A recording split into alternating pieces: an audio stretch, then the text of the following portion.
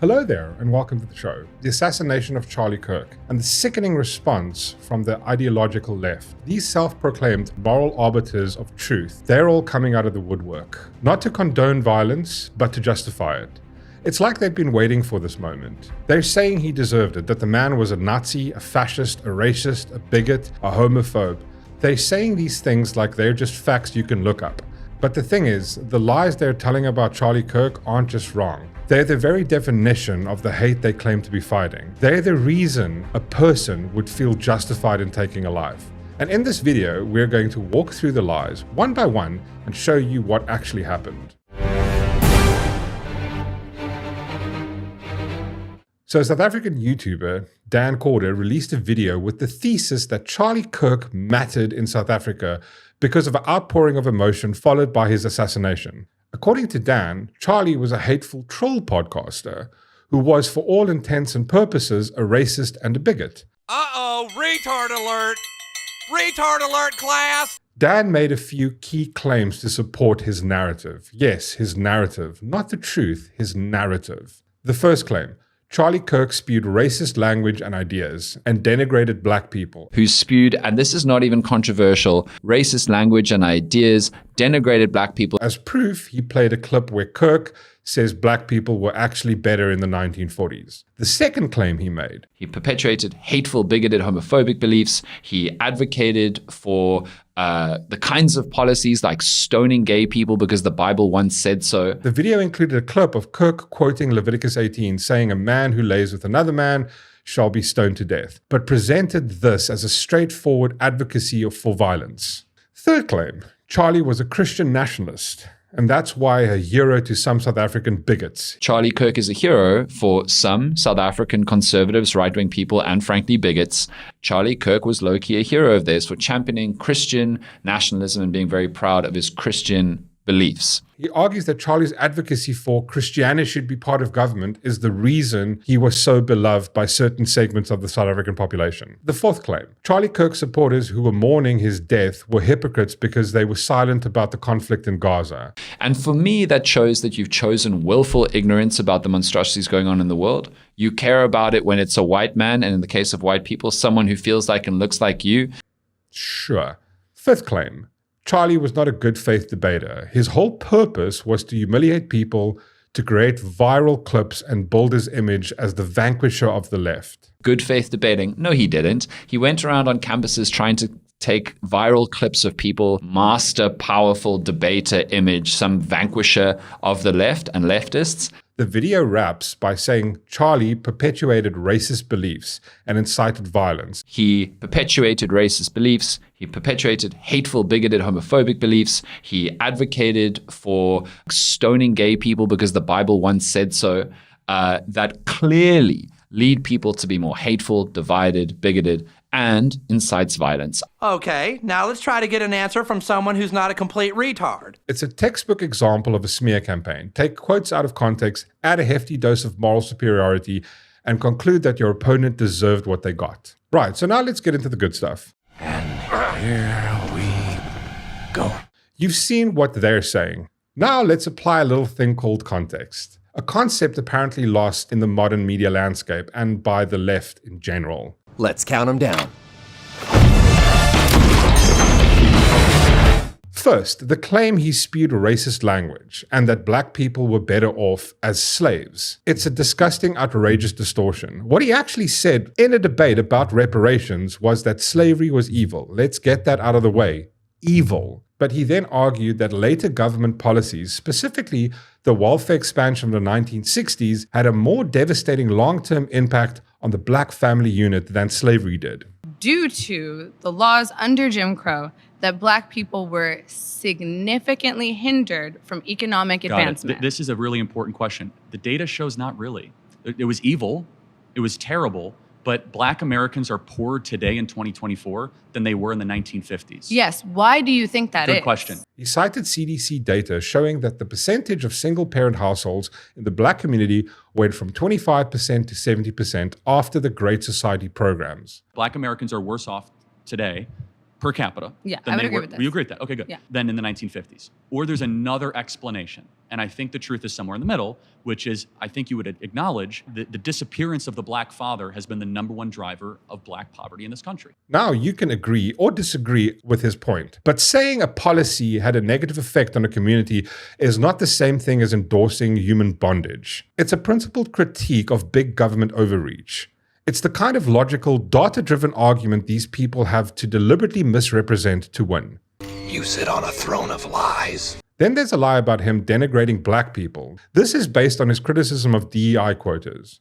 He said he'd question any pilot hired through affirmative action over merit, not because of their race, but because their hiring was based on identity quotas, not skill. Does that sound racist to you? Anytime we reach racial quotas, we relax the standards. Standards for air traffic control, professors, or college admissions. Therefore, when it comes to pilots or surgeons, if I see somebody who is black, as I said on the show, I'm going to hope that that person is qualified. That's what I said, which of course is legitimate because they're begging the question, we're not hiring based on merit anymore. We're hiring based on race. Or does that sound like a person who trusts merit? He's literally saying he wants the best person for the job, regardless of their background, regardless of their pigment, regardless of their race. That's the opposite of racism. It's also important to remember that he praised black conservative leaders like Thomas Sowell, Clarence Thomas, and even Candace Owens. Repeatedly, he admired their intellectual rigor, their willingness to change the victim narrative. They always ignore that part, don't they? Funny, hey? No! Now let's talk about the left's criticism of his position on South Africa. The smear here is that he was a champion for bigots. But let's look at what he actually saw. He saw stadiums full of people chanting, "Kill the Boer." He saw a political party led by a man who looks especially like a knockoff Julius Caesar, leading a crowd into a song literally called "Shoot the Boer." From the outside, when a political party is singing about shooting of a specific racial group or a specific group of people, and the government is doing nothing about it, it looks an awful lot like the government is giving the nod and wink to violence. And when you couple that with the constant land expropriation without compensation debate and the race-based laws that are in South Africa, it looks to a principled libertarian like what it is, a government engaged in what looks very much like ethnic cleansing, or at least setting the stage for it. It's unarguable. It's the opposite of a free and fair society. I don't know enough about South Africa to suggest anything. Here's what I could tell you, that race-based politics is really bad. And I think that South Africa should get away from race obsession and should get towards something that is rooted in merit and empowerment. To someone like Charlie Kirk, who saw government overreach as a primary threat to liberty, what he saw happening here in South Africa was a flashing red light. He wasn't a champion for bigots. He was a person that was concerned about government that was openly hostile to a minority group. And I don't know about you, but from a Christian, anti-communist, anti-socialist perspective, that's something to be concerned about. And you two motherfuckers need Jesus. Then there's the whole Gaza hypocrisy claim. Dan and some of the left said Charlie's supporters were silent on Gaza. This is just a massive projection. This is a classic tactic from certain types of activists. If you don't post about the issue they care about, you're a bad person. How dare you? This is identity politics, pure and simple. It's about making a moral judgment based on who you choose to empathize with, not universal principles. Charlie Kirk defended Israel's operations against Hamas, which is a terrorist organization, How dare you? while also calling for aid couriers and the release of hostages. He went on to host pro-peace Muslim voices on his show. To say he's silent on the issue is just a lie. He was loud about it and his position was principled. The real hypocrisy is mourning a terrorist leader and celebrating the assassination of a podcaster who wants to debate things. How dare you? And then there's the claim he was a Christian nationalist and a hero to South African bigots. Here's the thing about that. The term Christian nationalism is a very specific, loaded term in South Africa. We have a history with that, as a certain political project used Christian national ideology to justify apartheid. And it's not a coincidence that people like Dan are trying to draw this parallel. They are weaponizing our history to smear him, to tie him to a system of oppression. And it's not just factually inaccurate, it's morally repugnant. Kirk was a Christian who wanted to see Christian principles in government, sure, but that's not the same thing as the historical ethno-nationalist movement our country fought against. His version was about universal moral truths, not racial segregation, and to claim he's a champion of bigots here in South Africa is to misrepresent both him and the South Africans who follow him. You don't have to agree with his beliefs to see that. It's just an intellectual dirty trick. You dirty, dirty smear merchants, get back! And finally, the most egregious lie is the one about stoning gay people or advocating for it. He perpetuated hateful, bigoted, homophobic beliefs. He advocated for the kinds of policies like stoning gay people because the Bible once said so. Dan even played the clip. What the video failed to mention or deliberately cut out was the context. In Matthew 22, a religious teacher asked Jesus, "What's the most important commandment?" And Jesus says to love God and to love your neighbor as yourself. All the law and the prophets hang on these two commandments. There's no greater commandments than these. I believe it's mentioned 8 times, love your neighbor. So yes, everyone belongs, everyone's welcome, everyone is treated with empathy and respect. What do you think when Miss Rachel quotes scripture in that way? I mean, Satan's quoted scripture plenty. It doesn't just say love your neighbor, though. It does say love your neighbor, except in a sense. As yourself, but hold on. She's not totally wrong when she says, first of all, the first part is Deuteronomy 6:3-5. The second part is Leviticus 19. So you love God. So you must love his law. Both. You love them by telling them the truth, not by confirming or affirming their sin. And it says, by the way, Miss Rachel, you might want to crack open that Bible of yours. So Charlie Kirk, in the spirit of debate, turned around and said, what about Leviticus 18? It says, if a man lays with another man, he shall be stoned. He was making a rhetorical point, using their own logic against them to expose the logical inconsistencies of their argument. It was a debate tactic. He wasn't advocating for violence.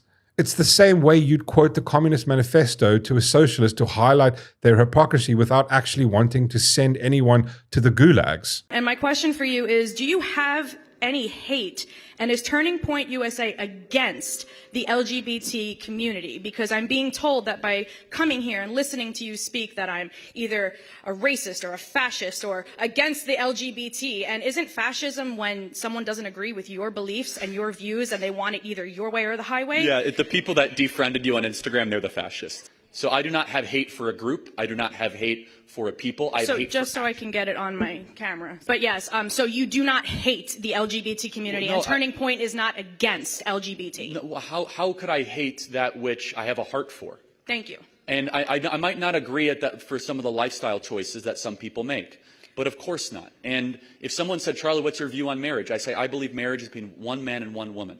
But if you ask me, what do I have hate in my heart for somebody that doesn't choose the lifestyle that I believe that God laid out in the scriptures? Of course not. Yes, I was told that Turning Point USA is against LGBTQ. Well, you could be told a lot of different things. I know, it's all both. It's a total and complete fabrication, twisted to paint him as a monster. It's insane. An imbecile. Yeah, like the dumbest motherfucker that ever lived. And this is where we are. Do you see the pattern here? Every single smear, every single insult is a lie, a perversion of his words and his actions. They're not just wrong, they're the opposite of the truth. They took a principled man who had a logical and data-driven perspective on tough issues, and they twisted him into a caricature of pure evil. They did it because they could not debate him on the merits. They did it because they wanted to justify their hate. You dirty, dirty smear merchants, get back! I also wanted to just bring in the Daily Maverick, who, as I was recording this, released another scathing article about the Charlie Kirk incident. The headline reads, Charlie Kirk may have fans in SA, but the views are inconsequential here.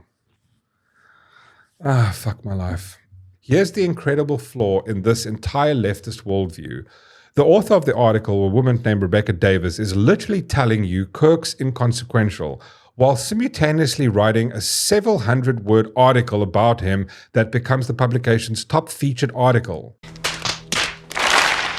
The author is so invested in proving how little he matters, she has to create an entire article to argue that point. It's like writing a book called Why One Guy is Irrelevant. It's an insane circular logic that just doesn't track onto reality. Why would she do that? Because she knows deep down he is consequential. His views weren't irrelevant. His murder and the vile celebrations that followed it made the entire world question an ideology that supports or defends such an act. She can't make a rational connection between her rhetoric and the violence it incites. So she has to pretend the person who was targeted was inconsequential. She has to pretend the global reaction wasn't a big deal. The left are so disconnected from reality that they can't see the hypocrisy of their own actions. They have to tell themselves a lie so big it can be the headline of their top article. And the deeper reason she can't understand why he resonated is because she and so many on the left base their morality on feelings and preferences. It's Mickey Mouse, mate. Spurious. Not genuine. And it's worth fuck all. At the core of Charlie Kirk's entire argument was Christian ethics as the basis of morality. He argued that without a divine objective truth, morality becomes subjective, just a power struggle where feelings reign supreme. Rebecca simply doesn't have the framework to understand an argument rooted in a timeless, transcendent moral code. And that, right there, is a sign of a deeply flawed ideology. Good one. Yep, that's a good one. And that's the real story here. The people celebrating Charlie Kirk's death, the people creating these hit pieces, they're not the good guys. They are the hateful ones. They are the ones that resort to lies and eventually to violence when their arguments fail. When you call a person a Nazi without evidence, when you call them a racist when they're simply asking for meritocracy, you are creating a justification for their harm. You are fueling the fire. The left in South Africa, just like everywhere else, is not building a world of tolerance. They are building a world of tribalism where you are either with them or you are their enemy. Only a Sith deals in absolutes. And enemies in their eyes are not just people you debate, they are people you can hurt. The death of Charlie Kirk is a tragedy, but the celebrations of his death is the real warning sign. It shows that when you abandon principled debate and logical thought in favor of hateful rhetoric, you get a society where violence isn't just a possibility, it's a justification. And that's nuts. That's absolutely nuts. Take that risk. Take that leap of faith. Stay involved. Trust God and act obediently. Romans 12:2 verse. That God will use all things, for good for those who love him. It's bigger than you. I want you to remember that. It is bigger than you. It's bigger than me. You are here to make somebody else's life better, the pursuit of liberty and freedom. You know what gives me strength? The hundreds of thousands of you that say, Charlie, keep going. If everything completely goes away, how do you want to be remembered? I want to be remembered for courage for my faith. That would be the most important thing. Most important thing is my faith in my life. Thanks so much for watching. Please share this with a friend. Remember to hit the like and subscribe, and I'll see you guys next time. Cheers.